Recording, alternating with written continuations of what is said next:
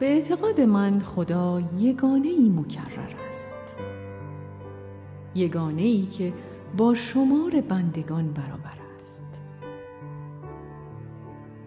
به اعتقاد من خدا همان که فکر می‌کنیم درست شکل اعتقاد ماست، شکل باور است.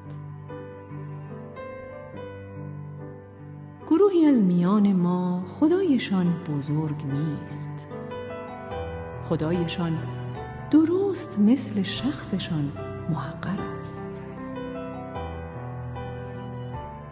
گروهی از میان ما خدای پرغرورشان همیشه کینه ورز و اخم کرده و ستمگر است. گروهی از میان ما خدای مه گرفتشان شبیه دیدن از ورای شیشه‌ای مشجر است. ولی خدای من، خدای عاشقی که روز و شب میان چشمه تبسمش دلم شناور است.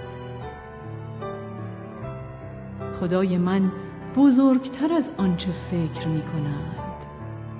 خدای من از آنچه حرف می زنم فراتر است.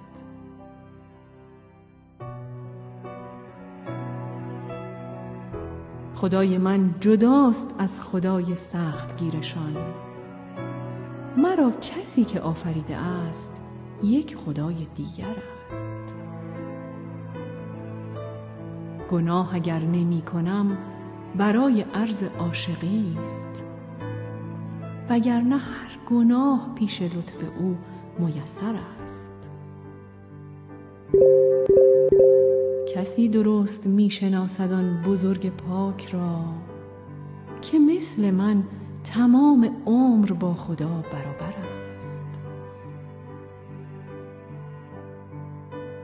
به نام نامی یگانه‌اش قسم که بیگمان، هر آن که فکر می کند خدا یکیست کافر است.